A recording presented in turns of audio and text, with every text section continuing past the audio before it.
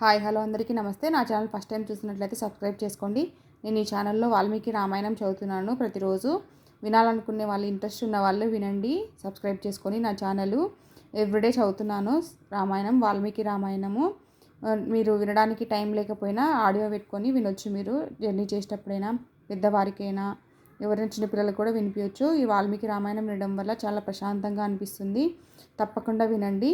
Please subscribe. ఇది నేను నిన్న డే 6లో చదివాను. ఈరోజు చదువుతున్నాను, వినండి. నిన్న డే 6లో ఇంతవరకు చదివాను. ఇప్పుడు ఇక్కడి నుంచి చదువుతున్నాను.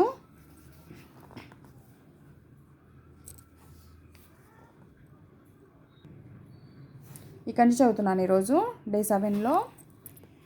దిలీపుడు కూడా గంగను భూమి మీదకు తేవాలని ప్రయత్నించాడు. కానీ అతను కూడా తన కోరిక నెరవేరకుండానే మరణించాడు. అంతటా దిలీపుని కుమారుడైన భగీరథునికి రాజ్యం సంక్రమించింది. అతడు కూడా గంగను కిందికి తీసుకువచ్చే ఉద్దేశంతో ఆ తపస్సు చేయదలిచాడు. తనకు పుత్రుడు లేనందున భగీరథుడు రాజ్యపాలనను మంత్రులప్పగించి అరణ్యాలకు వెళ్ళాడు. 1000 సంవత్సరాల పాటు భగీరథ మహారాజు తపస్సాధనలు సాగించిన మీదట బ్రహ్మదేవుడు ప్రసన్నమైనాడు.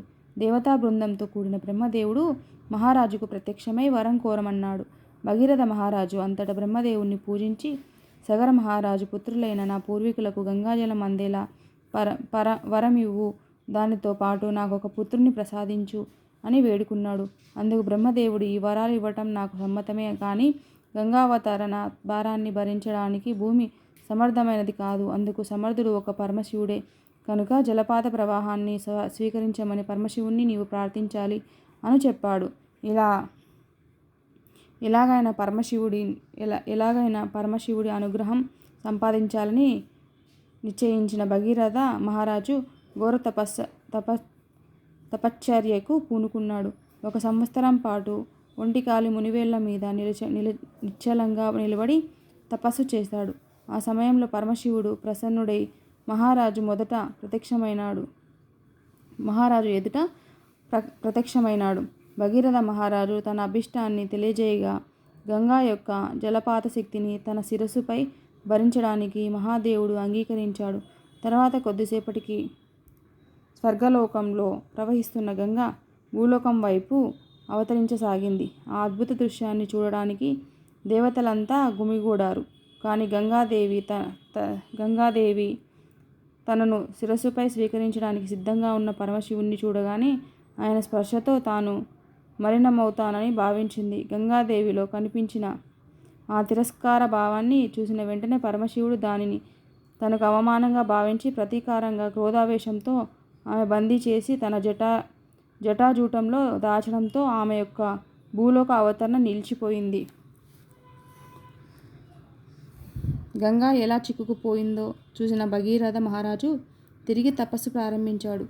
ఎట్టకేలకి పరమశివుడు కోపాన్ని వదిలి గంగా జలాధారణ హిమాలయాల్లోని బిందు సరోవరంలో పడేలా ఆమెను విడుదల చేశాడు. ఆ పైన గంగ 7 పాయలుగా చీలింది. వాటిలో 6 పాయలు వేరు నదులుగా రూపొందగా భగీరథ మహారాజు యొక్క రథం వెంట 7వ పాయ అనుగమించింది. వివిధ భూభాగాల గుండా దారి చేసుకుంటూ ముందుకు పోతున్న గంగ జహ్ను మహర్షి యొక్క యజ్ఞవాటికకు ముంచివేయటం జరిగింది. కోపంతో రెచ్చిపోయిన ఆ మహర్షి మొత్తం నదిని మింగివేశాడు. అది చూసిన దేవతలు నివ్వెరపోయారు.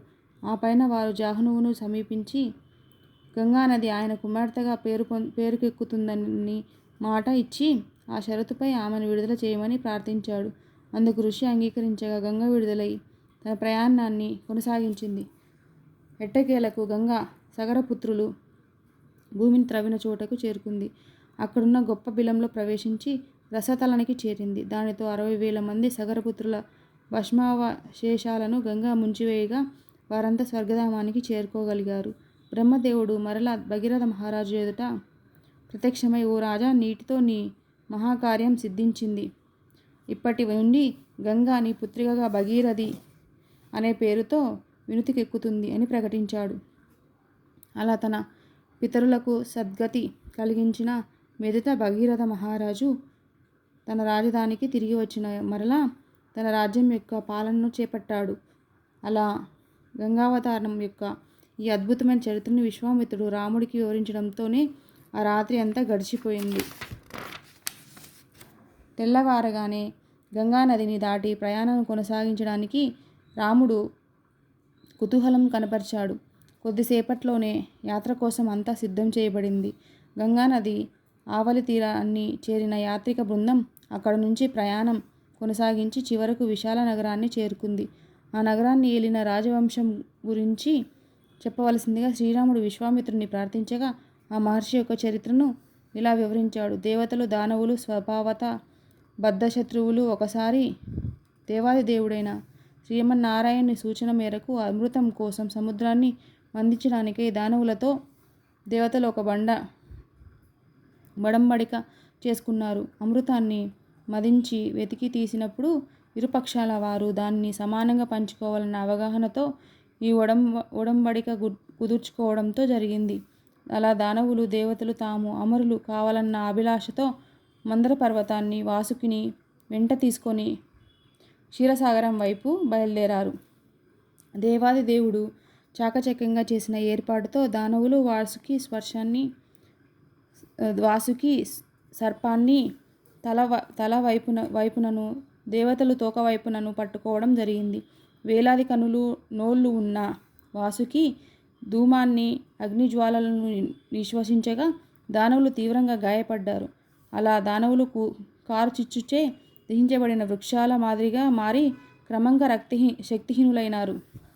దేవతలు సహితం వాసుకి యొక్క అగ్ని నిశ్వాసాలను లోనుగాక వారి దేహాల తేజస్సు తగ్గిపోయి వారి దుస్తులు, పూదండలు, ఆయుధాలు, ముఖాలు పొగచూరి నల్లబడ్డాయి. కానీ దేవాది దేవుని కృప వల్ల ఆకాశంలో మబ్బులు పట్టి జడివాన కురవడం వల్లను, సముద్ర పుటలలోని నీటి రేణువులు పెనుగాలుల వల్ల తుంపరగా పడటం వల్లను దేవతలు ఉపశమనం కలిగింది. పర్వతం యొక్క పెనుబరువు కారణంగా దేవతలు, దానవులు అలసిపోవడం, కొందరు మృత్యుముఖంలో చేరటం జరిగింది. మందర పర్వతం విపరీతమైన బరువు కలిగినది కావటం వల్లను దానికి అడుగున ఏ విధమైన ఊతం లేనందువలను అది సముద్రంలో మునిగిపోయింది. అలా దేవదానవులు ఇరువురి శక్తి సామర్థ్యాలు కొరగాకుండా పోయాయి. అప్పుడు దేవాదేవుడైన విష్ణుమూర్తి తన గరుడ వాహనంపై అక్కడ ప్రత్యక్షమైనాడు. ఆయన నీలమేఘశ్యాముడిగా దర్శనమిచ్చాడు. వైజయంతి మాలను ధరించి పీతాంబరధారి అయి ఉన్నాడు. ఆయన కర్ణాభరణాలు విద్యుల్లతల్లా ప్రకాశిస్తున్నాయి. కన్నులు ఆరుణరాగ రంజితాలై ఉన్నాయి. శిరోజాలు భుజాల వరకు వ్యాపించి ఉన్నాయి. ఆయన కృపాలువై దేవతలను, దానవులను మరలా సజీవులుగా చేశాడు. అంతటా ఆ విష్ణుమూర్తి ఒక చేతితో ఆ పర్వతాన్ని పైకి లేపి దానిని గరుడుని వీపుపై పెట్టాడు. తర్వాత ఆయన పర్వతంపై కూర్చునగా గరుడు ఆయనను సముద్ర మదన ప్రదేశానికి తీసుకెళ్ళి పర్వతాన్ని సముద్ర మదనంలో ఉంచాడు. గరుడు ఉన్నంతసేపు వాసుకి అక్కడకు రాదు కనుక అంతటా విష్ణువు గరుడుని ఇక వెళ్ళిపోమ్మని చెప్పాడు. దేవాది దేవుడు మహాకూర్మావతారాన్ని దాల్చి తాను సముద్రంలో అడుగుకు వెళ్ళి పర్వతాన్ని తన వీపుపై నిలుపుకున్నాడు. అంతటా ఆ విష్ణువు విశ్వమంతటికి ప్రదానం చేసే తన దృఢమైన భవ్యమైన హస్తాలతో వాసుకిని ఒక త్రాడు వలె పట్టుకొని మందర పర్వతాన్ని కవ్వంగా చేసుకొని సముద్ర మదనానికి పూనుకున్నాడు. అలా పూనుకున్న విష్ణుమూర్తి రమణీయమైన ఇంద్రనీల పర్వతంగా భాషించాడు. పర్వతం కవ్వం వలె ఇటు అటు కదులుతూ కూర్మావతారుని వీపు గీరుతుండగా పాక్షికంగా నిద్రిస్తున్న ఆ కూర్మమూర్తికి ఒకంత గీరుకుపోయిన బాధను పొందుతున్నాడు.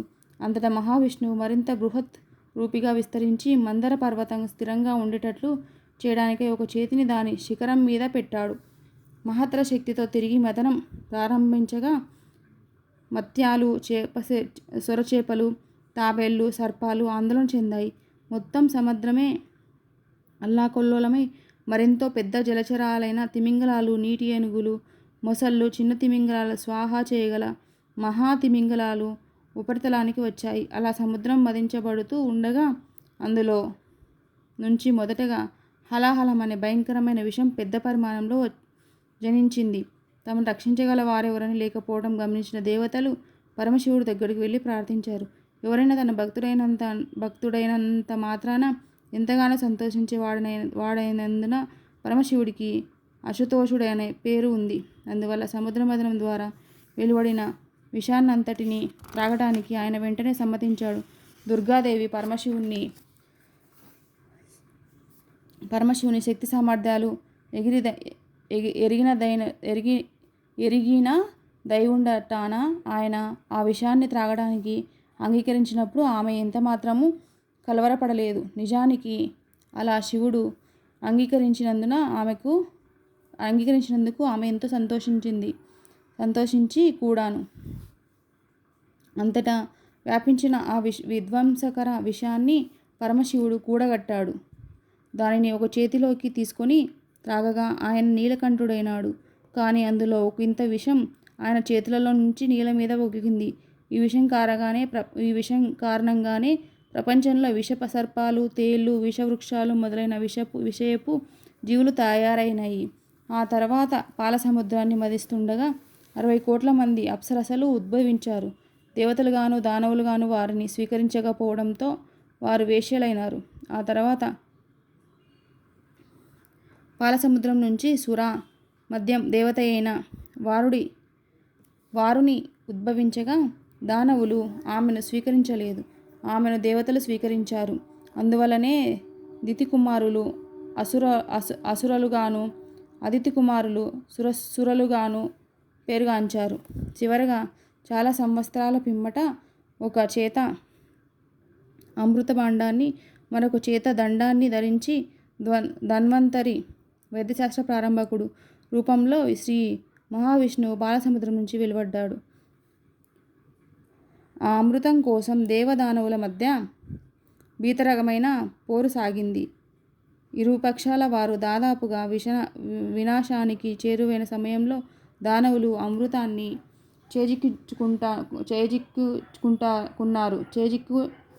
చేజిక్కించుకున్నారు. శ్రీ మహావిష్ణువు మోహినిమూర్తి రూపాన్ని దాల్చాడు. తమ ముందు ఒక చక్కని చుక్కగా నిలిచిన విష్ణువు యొక్క ఆ అపురూప సౌందర్య రూపాన్ని చూచిన దానవులు ఆమె పట్ల మోహితులైనారు. అమృతాన్ని స్వంతం చేసుకోవటం కోసం వారంతా తమలో తాము పోట్లాడుకుంటున్నందున తమ తగువును పరిష్కరించడానికి ఆ సుందరీమణిని వారు ఎంపిక చేసుకున్నారు. దేవాది దేవుని అవతారమైన మోహిని దానవులకు మోహింపచేసి తను ఏ నిర్ణయం తీసుకున్నా వారు దానికి కట్టుబడేలా వాగ్దానం తీసుకుంది. దానవులు అలా వాగ్దానం చేయగానే తాను అమృతాన్ని పంచడానికి వీలుగా మోహినీమూర్తి దేవ దానవులను వేరువేరు పంక్తులలో కూర్చుండబెట్టింది. మోహినీమూర్తి దానవులను సమీపించి వారితో మధుర భాషణం చేసింది. ఆమె తమతో మాట్లాడడమే ఒక గొప్ప అదృష్టంగా భావించి దానవులు మురిసిపోయారు. దేవతలు దూరంగా కూర్చొని ఉన్నందున వారికి అమృతం చాలా కొంచెమే దొరుకుతుందని దానవులు భావించారు. నిజానికి మోహినీమూర్తి తమ పట్ల ఎంతో అభిమానం చూపుతున్నందున అమృతమంతా తమకే ఇస్తుందేమోనన్న దానవులు నిర్ణయానికి వచ్చేశారు. మోహిని యొక్క అద్భుతమైన అలౌకికమైన సౌందర్యానికి సమ్మోహితులైన దానవులు అమృత భాండాన్ని మోహినీదేవికి ఇవ్వడానికి అంగీకరించగా ఆమె నేర్పుగా దాన్ని దేవతలకు వడ్డించింది. మోహినీమూర్తి యొక్క మాయలకు సఖ్యవచనాలకు దానవులు ఎంతగా ఆకర్షితులైనారంటే ఆమె ముందుగా దేవతలకు వడ్డించినప్పటికీ దానవులు ఆమె యొక్క తీయని మాటలతోనే శాంతించారు. మోహిని రూపధారి అయిన భగవానుడు దానవులతో చాలా పిసినారులైన ఈ దేవతలు అమృతాన్ని ముందుగా జుర్రుకుందామని అరులు చాస్తున్నారు కనుక వారినే ముందుగా తీసుకొనిద్దాం. మీరు అలాంటి వాళ్ళు కాదు కనుక మరికొంచెం సేపు వేచి ఉండగలరు. మీరంతా ధీరోదాత్తులు కనుకనే నా పట్ల సంతుష్ట స్వాంతులై ఉన్నారు. ఈ దేవతలు త్రాగేదాకా మీరు వేచి ఉండటమే మంచిది కన్నాడు. అమృతాన్ని దేవతలకు మాత్రమే పంచాలనేది మోహిని రూపంలోని భగవాని అభిమతం. అమృత సేవనానికి దానవులు అయోగ్యులని ఆమెకు తెలుసు. మోహినీమూర్తి తమను మోసగిస్తున్నదని కనిపెట్టినప్పటికీ దానవులు మౌనంగా ఉండిపోయారు. కానీ రాహు అనే ఒక దానవుడు మాత్రం దేవత వేషం దాల్చి దేవతల వరుసలో సూర్యచంద్రుల పక్కన కూర్చున్నాడు. రాహువు ఎలా మోసం చేస్తున్నాడో కనిపెట్టిన దేవాది దేవుడైన విష్ణువు అతని శిరస్సుని ఖండించాడు. కానీ అప్పటికే అమృతాన్ని రుచి చూసిన రాహువు తన శిరస్సు ఖండించినప్పటికీ సజీవుడుగానే ఉండిపోయాడు. దేవతలు అమృతాన్ని తాగటం పూర్తి కాగానే దేవాది దేవుడైన విష్ణువు తన నిజరూపాన్ని ధరించి వేగంగా అమృతాన్ని చాకచక్యంతో అక్కడి నుంచి తీసుకుపోయాడు. దానవులు తనను ప్రతిఘటించగా మోహినీమూర్తి వారిని అవలీలగా ఓడించి నిర్వివాదంగా ఇంద్రుడు త్రిలోకాధిపతి కావడానికి మార్గం సుగమం చేసింది. తన సంతానం ఓటమి పొందడాన్ని చూచిన దితి ఎంతో అసంతృష్టి చెంది అందుకు ప్రతీకారంగా ఇంద్రుణ్ణి చంపగల తనయుణ్ణి పొందే లక్ష్యంతో తపస్సుకు పూనుకుంది. తన నాశనం కోసం 1000 సంవత్సరాల పాటు తపస్సు చేసే ఉద్దేశంతో దితి ఉన్నదని తెలుసుకున్న ఇంద్రుడు ఆమె వద్దకు వచ్చి ఆమెకు ఎంతో శ్రద్ధ ఆసక్తులతో పరిచర్యలు చేయటం మొదలుపెట్టాడు. తన తపోదీక్షకు ఇక 10 సంవత్సరాలు మాత్రమే మిగిలి ఉండగా దితి ఇంద్రుని పట్ల సంతుష్టురాలై తనకు కుమారుడు పుట్టిన వెంటనే అతనిని శాంతింపజేస్తానని ఇంద్రుడు నిర్భయంగా ముల్లోకాలకు పాలించుకుంటూనే ఉండవచ్చునని అతనికి అభయం ఇచ్చింది. కానీ ఇంద్రుడు మాత్రం తన జాగ్రత్తలో తానున్నాడు. కొంతకాలం తర్వాత ఒక రోజున దితి బాగా అలసిపోయి కాళ్ళు పెట్టుకొనవలసిన వైపు తల పెట్టుకొని నిర్లక్ష్యంగా పడుకొని నిద్రపోయింది. అలా నిర్లక్ష్యంగా దితి తన శిరోజాలను కలుషితం కానిచ్చింది. ఆ పొరపాటు జరిగిన సమయాన్నే సరి అయిన అదునుగా భావించిన ఇంద్రుడు తన మాయాశక్తితో ఆమె గర్భంలో ప్రవేశించి ఆ పైన ఇంద్రుడు దితి యొక్క గర్భస్థ పిండాన్ని 7 ముక్కలుగా ఘటించాడు. పిండము కొవ్వుమని రోధించగా అతను తిరిగి ఒక్కొక్క ముక్కను 7 భాగాలుగా మొత్తం 49 ముక్కలు అయ్యేటట్లు చేశాడు. జరుగుతున్నదేమిదో దితికి తెలిసి తన బిడ్డను వధించడం ఆపమని ఇంద్రుణ్ణి అభ్యర్థించింది. తన తప్పు బయటపడటంతో ఇంద్రుడు పశ్చాత్తాపంతో ఆమె గర్భం నుండి వెలువడి తనను మన్నించవలసిందిగా తన సవతి తల్లిని వేడుకున్నాడు. అందువల్ల దితి తన 49 మంది బిడ్డలు మరుద్దేవతలు అయ్యేలా చేయమని ప్రార్థించింది. అందుకు ఇంద్రుడు సమ్మతించాడు. అలా వారిద్దరూ రాజీ పడగా 49 మంది బిడ్డలు మరుత్తులనే పేరుతో దేవతలుగా గుర్తించబడ్డారు. ఈ కథ అంతా వివరించి విశ్వామిత్రుడు ఆనాడు దితి తపస్సు చేసిన ప్రదేశమే ఈ విశాల నగరం. అనంతర కాలంలో ఇక్ష్వాకు చక్రవర్తి కుమారుడైన విశాలుడు ఈ నగరాన్ని నిర్మించాడు. ఆ వంశంలోని ప్రస్తుత రాజు సుమతి అంటూ ముగించాడు. అంతటా ఆ నగరం నుంచి సుమతి మహారాజు వచ్చి విశ్వామిత్రుడికి స్వాగతం పలికి పూజించాడు. ఆయన ఆహ్వానం మేరకు యాంత్రిక బృందం ఆ రాత్రి అక్కడనే విశ్రమించింది. మరుసటి రోజు ఉదయం బృందంలోని వారంతా విదేహ రాజ్యం వైపు తిరిగి తమ యాత్రను కొనసాగించారు. జినక మహారాజు రాజధాని అయిన మిథిలా నగరపు పొలిమేరలను చేరుకునేసరికి శ్రీరాముడికి అక్కడ ఒక పాడుబడిన ఆశ్రమం కనిపించింది. దాని గురించి విశ్వామిత్రుడిని ప్రశ్నించగా ఆయన ఇలా వివరించాడు. ఈ ఆశ్రమం ఒకప్పుడు గౌతమ ఋషికి చెందినది. ఇక్కడ ఆయన తన పత్ని అయిన అహల్యతో కలిసి తపస్సాధనలు ఆచరిస్తుండేవాడు. ఒకసారి గౌతముడు ఆశ్రమంలో లేని విషయం తెలుసుకొని స్వర్గాధిపతి ఇంద్రుడు ఆ ఋషి రూపాన్ని ధరించాడు. అలా ఆ మారువేషంలో అతడు ఆశ్రమానికి వెళ్ళి గౌతముడి భార్యను సమీపించి, నా ప్రియమైన సుందరీమణి తక్షణమే నీతో సంగమించాలని ఉంది. దయచేసి నా కోరిక కాదనకు అన్నాడు. గౌతమ ముని రూపంలో వచ్చినది ఇంద్రుడేనని అహల్య గుర్తించకపోలేదు. కానీ ఆమె కూడా అతని ఆలింగనం కోసమే ఆతురత పడుతున్న అతనిని తిరస్కరించలేదు. అలా వారి సంగమం జరిగింది. తమ కామవాంఛలు సంతృప్తి పరుచుకున్న మీదట అహల్య, ఇంద్ర, నా భర్త గౌతముడి తన మీద కోపం రాకుండా నువ్వే కాపాడాలి అని వేడుకుంది. తను ఎవరి కంట పడకుండా వెంటనే వెళ్ళిపోతానని ఇంద్రుడు అహల్యకు హామీ ఇచ్చాడు. అయితే గౌతముడి ఆశ్రమం నుండి ఇంద్రుడు దొంగచాటుగా వెళ్తున్న సమయంలోనే అకస్మాత్తుగా ఋషి తిరిగి వచ్చాడు. తన రూపాన్ని దాల్చి ఉండి సిగ్గుతో తలదించుకున్న ఇంద్రుణ్ణి చూస్తూనే గౌతముడు అతను చేసిన అపచారం ఏమిటో ఇట్టే గ్రహించగలిగాడు. అందువల్లే అగ్రహోత్రుడగిన ఋషి, ఓరి కామమోహితుడా, నీవు చేసిన నీచకార్యానికి శిక్షగా నీ నాలు తక్షణమే నేలరాలుగాక అంటూ శపించాడు. శాపవచనం ఉచ్చరించినదందే తడువున ఇంద్రుని వృషణాలు అతని శరీరం నుండి నేలరాలాయి. ఆ పైన ఆశ్రమంలోనికి ప్రవేశించి గౌతముడు భార్యను చూసి, ఓసి నిర్భాగ్యురాలా, ఇక నుండి నీవు అన్నపానాలు స్వీకరించలేని స్థితిలో భస్మశయ్యపై పడి ఉండుగాక అని శపించాడు. అలా అహల్య ఒక రాతి స్తంభంగా మారిపోయింది. అప్పుడు గౌతముడు ఆమెతో, సుదూర భవిష్యత్తులో శ్రీరాముడు ఈ ప్రదేశానికి వచ్చినప్పుడు నీవు పాపవిముక్తి పొంది కామవాంఛలేమీ లేనిదానివై నీ భర్తనైనా నన్ను తిరిగి పొందువు అని చెప్పాడు. ఆ మాట చెబుతూ గౌతముడు హిమాలయాలకు వెళ్ళాడు. ఈలోగా ఇంద్రుడు దేవతలతో, నేను గౌతమ ఋషికి కోపావేశం తెప్పించి స్వర్గాధిపతిగా నా స్థానాన్ని ఆయన పొందే ప్రయత్నాన్ని విజయవంతంగా అడ్డుకోగలిగాను. కానీ ఆ కార్యంలో నేను నా వృషణాలను పోగొట్టుకున్నాను. ఇప్పుడు ఏదో విధంగా నా పౌరుషత్వాన్ని పునరుద్ధరించే ఏర్పాటు చేయండి అని చెప్పాడు. ఇంద్రుడు అభ్యర్థనను మన్నిస్తూ దేవతలు పితృదేవతల చేత ఒక గొర్రెకు పురుషత్వాన్ని హరింపజేసి దాని వృషణాలను ఇంద్రుడు శరీరంలో అతికించారు. ఈ వృత్తాంతం చెప్పిన మీదట విశ్వామిత్రుడు శ్రీరాముని గౌతముని ఆశ్రమంలోకి అడుగుపెట్టవలసిందిగా ఆహ్వానించారు. రాముడు ఆశ్రమంలో పాదం మోపగానే అహల్య తపోజనితమైన తేజస్సుతో ఉజ్వలంగా ప్రకాశిస్తూ తన పూర్వరూపాన్ని పొందింది.